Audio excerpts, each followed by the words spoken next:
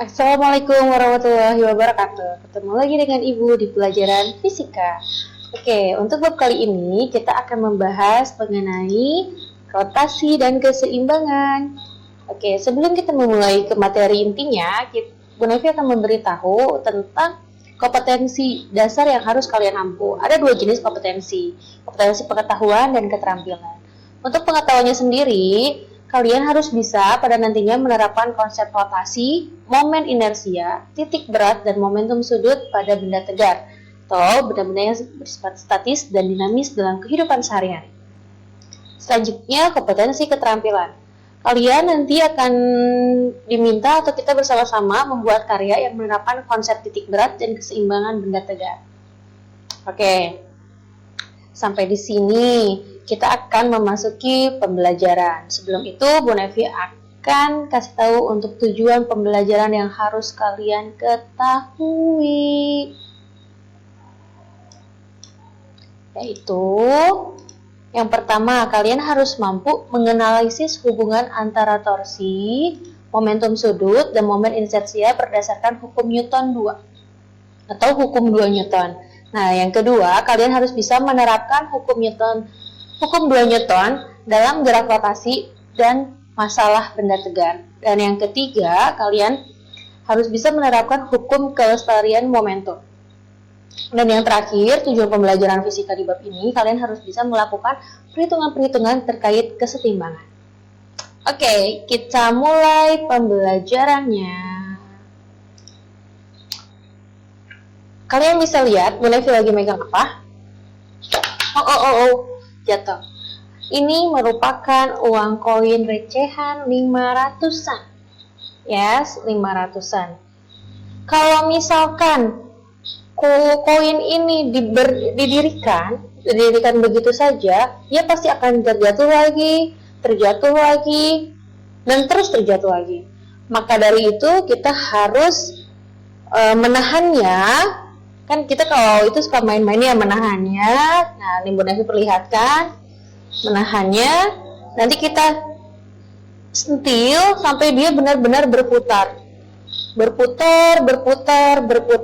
Nah, perputaran koin ini sehingga dia bisa berdiri, ini disebut rotasi. Jadi koin ini bisa berdiri tegak karena adanya rotasi. Dengan rotasi, koin mampu seimbang.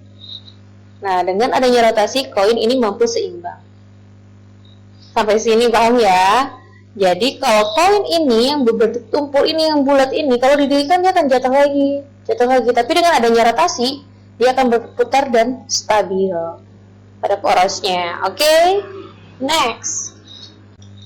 Oke, sebetulnya di kelas 10 kalian pernah belajar tentang gerak juga, yaitu gerak translasi. Gerak translasi itu kan terkait berhubungan dengan posisi dan pergeseran. Nah, kalau di kelas 11 ini, gerak rotasi itu berkaitan dengan orientasi dan perputaran. Dengan adanya orientasi dan perputaran, maka gerak rotasi terjadi. Coba kalian lihat gambar yang akan Bu Nevi tampilkan. Tara! Ya. Gambar ini adalah gambar yang akan Bu Nevi jelaskan agar kalian lebih paham mengenai rotasi. Ingat, gerak rotasi itu ditandai dengan adanya orientasi dan perputaran. Oke, kita lihat di gambar A. Gambar A ada garis lurus tapi di tengah-tengahnya terputus-putus. Garis lurus ini yang membelah kedua lingkaran ini disebut sumbu rotasi. Sedangkan garis putus-putusnya itu disebut orientasi. Ya, disebut orientasi. Oke? Nah, sekarang kita pindah ke gambar yang B. Ternyata orientasinya berputar. Ya, berputar.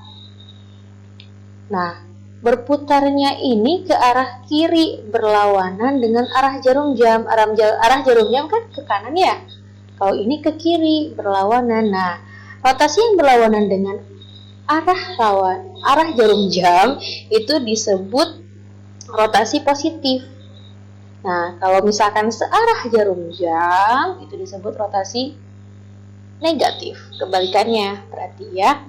Nah, pergeseran ini, pergeseran dari sumbu ini nih, sumbu yang lurus ini, yang horizontal ini, bergeser sekian 0 derajat gitu ya. Nah, pergeseran ini disebut perputarannya.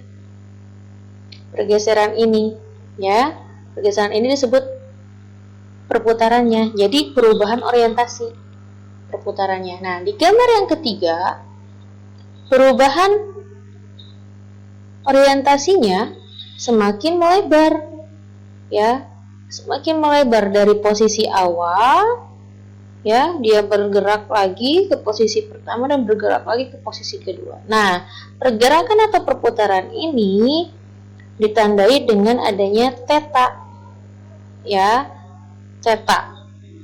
Oke, seperti itu.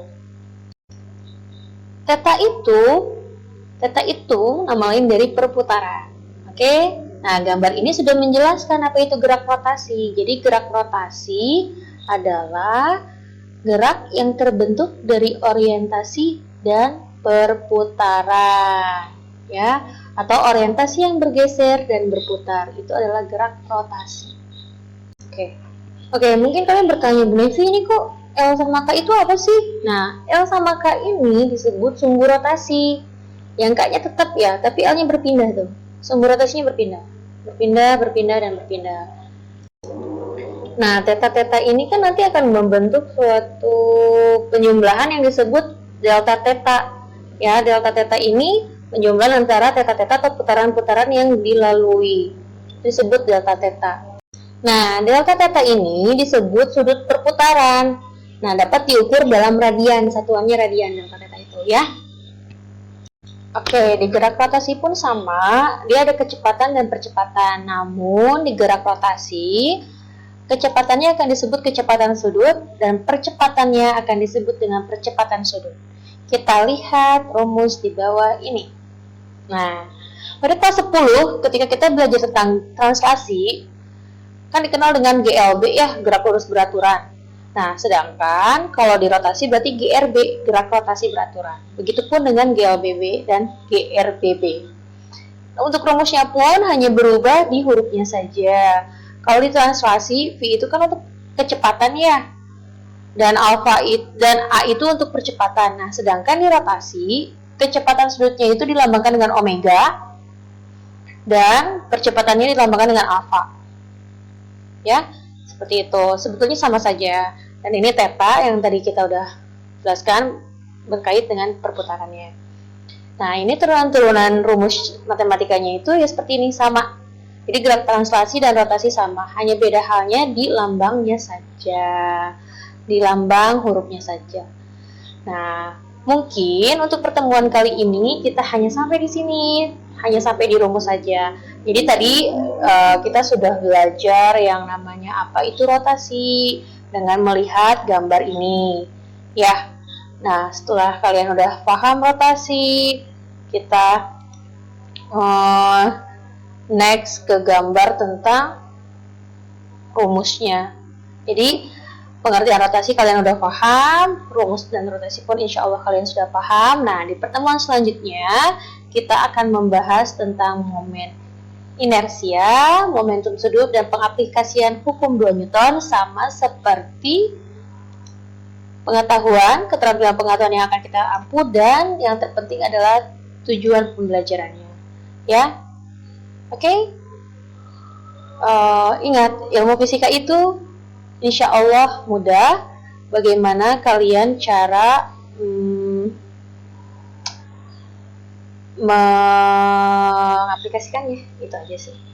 Sekian dari Bu Nevi, terima kasih untuk pertemuan kali ini, semoga bermanfaat. Mari kita akhiri pertemuan kali ini dengan ucapan hamdalah, alhamdulillahirrabbilalamin. Jaga selalu kesehatan kalian, ingat protokol kesehatan 5M-nya, selalu memakai masker, ada Bu Nevi juga masker di sini, mencuci tangan dengan sabun, menjaga jarak, menghindari keramaian, dan mengurangi mobilitas. Ya, wabillahi taufiq wal hidayah. Wassalamualaikum warahmatullahi wabarakatuh. See ya.